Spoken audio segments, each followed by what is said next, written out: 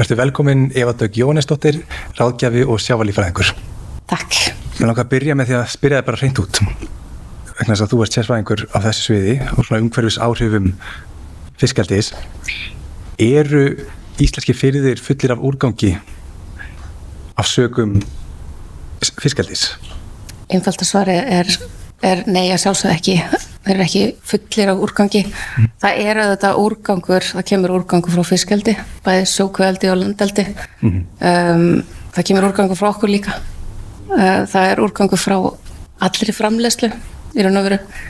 Það eru staðbundin áhrif af fiskeldi í sjó og landeldi.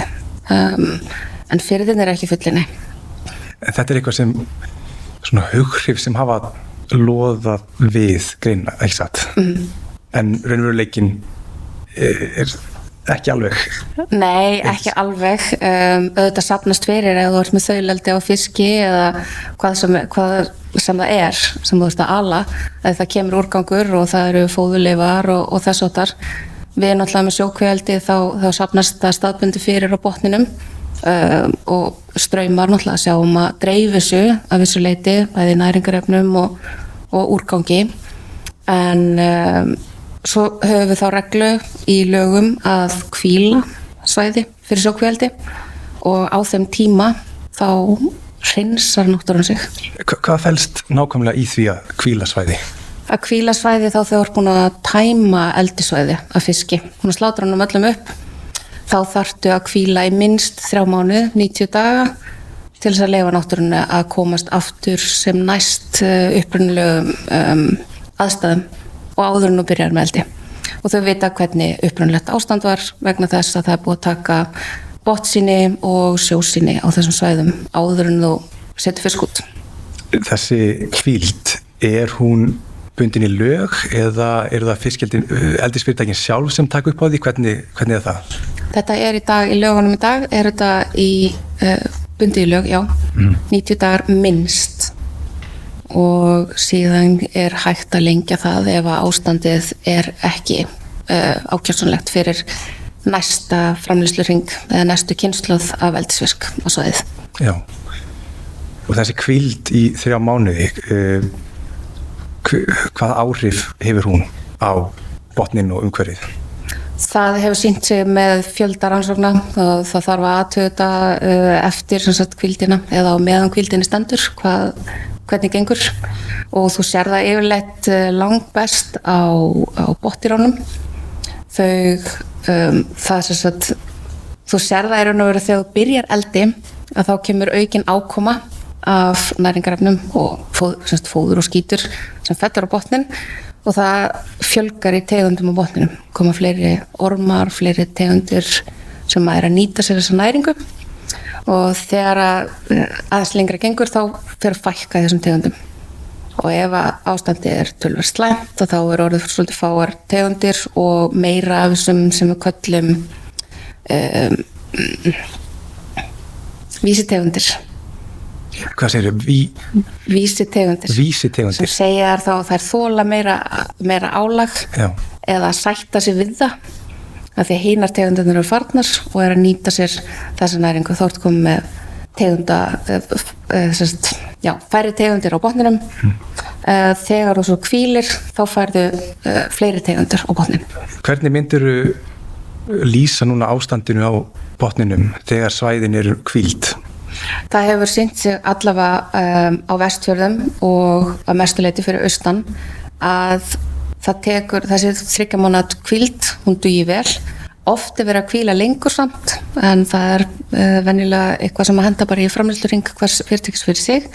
En þau taka líka sýni þegar að svo kallar hámarkslífmassa er náð, eða þegar 70% hámarkslífmassa er náð í sjó, að þá tekið sýni líka til að sjá hvernig botnin bregst við álaginu.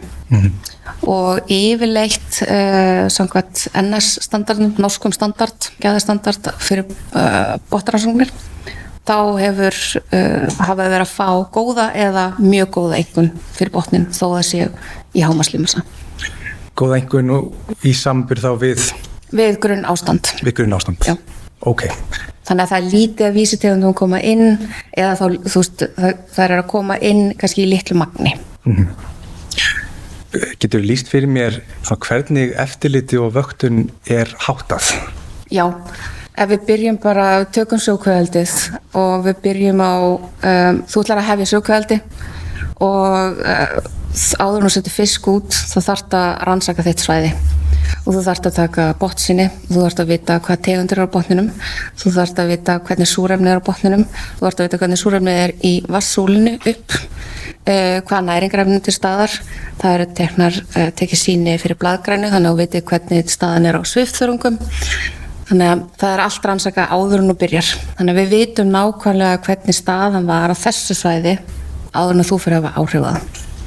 Síðan setur þú fisk út og þegar þú er komin í hámarkslífmassa þá eru aftur tekin sýni og venjulega í sem fyrsta hring þá er verið að taka svokallega MOM-C sýnatöku sem er eftir norskum staðli og þá er verið að skoða aftur tegundasamsetningu, hvernig hefur breyst með súrefnisþörf á botninum, hvernig næringarefnin er í botninum, hvernig næringarefnin er í sjónum og allt það sem var gert í upphæðu. Þannig að þú sérð nákvæmlega þróunina frá grunnástandi yfir í hámars áhrif sem þú ert að hafa á svæðið.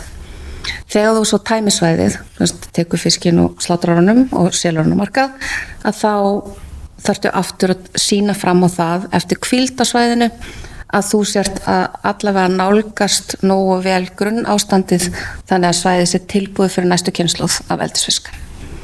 Þetta eru þær vaktanir sem að fara svona, sem eru lögbundnar, þú verður að fylgjast með þessu samkvæmt bæði starfsleyfi frá Umhverfisstofnun og samkvæmt lögum þarf að fylgjast með þessum atriðum.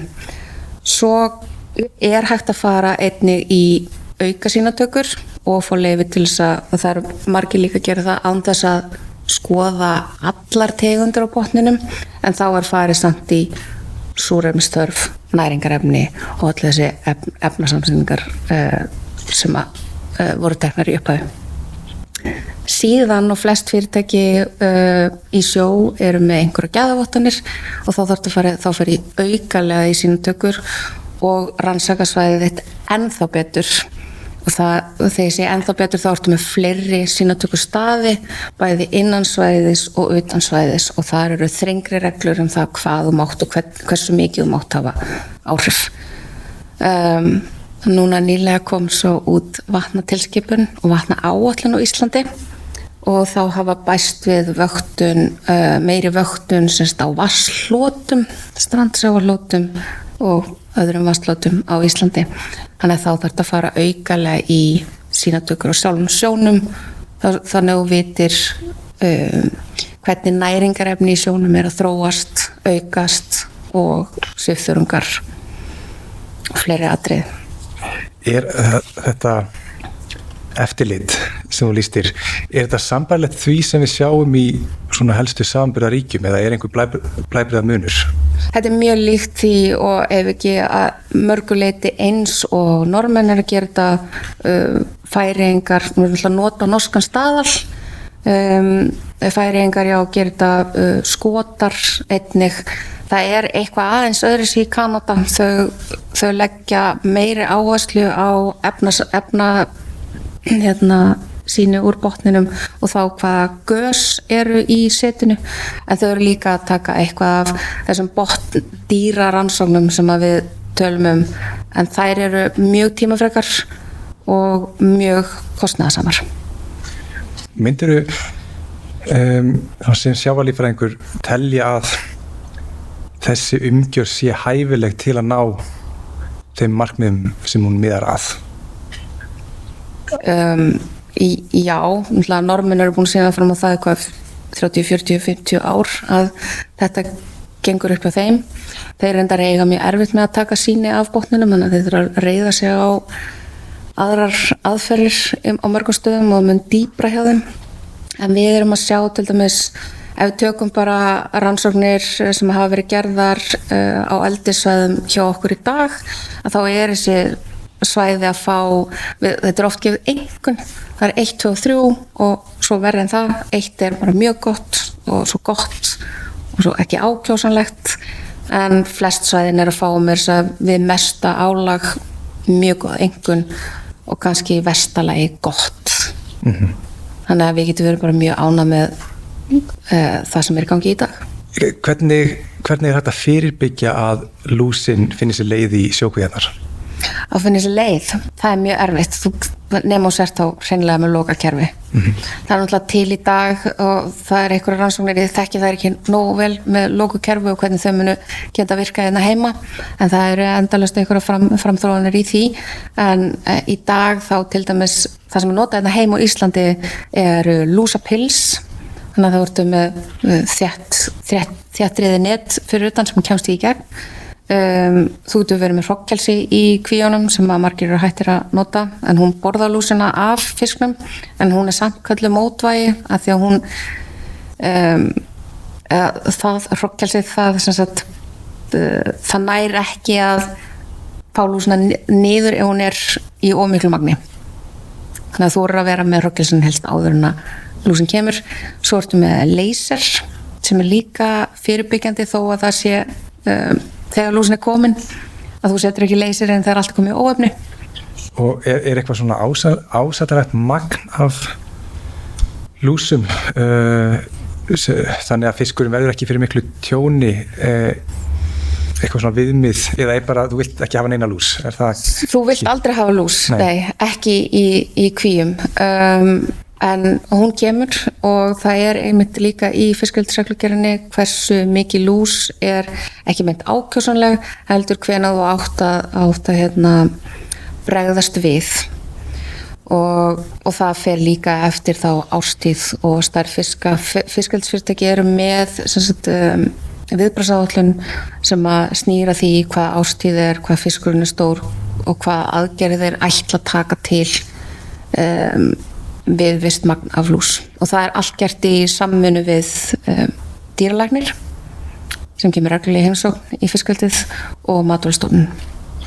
Sko, ef við veltum aðeins fyrir okkur þessu uppbyggingarskeiði fiskeldis síðustu 10 árum, hvernig hefur svona tekist til og tekist að halda lúsin í skefjum?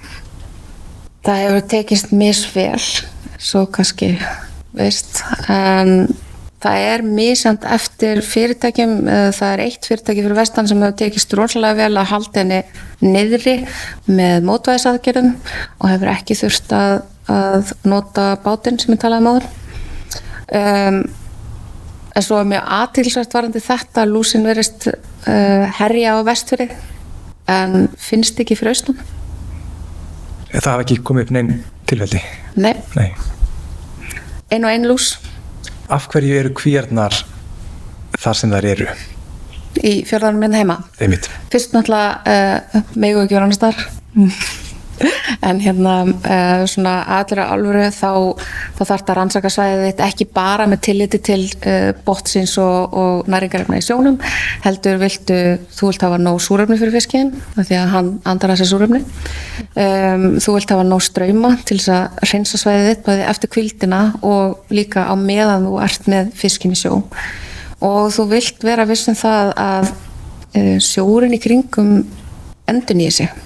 Firðirnir eru nefnilega ekki þannig byggðir að sjórinn kemur bara inn og fer ekki út.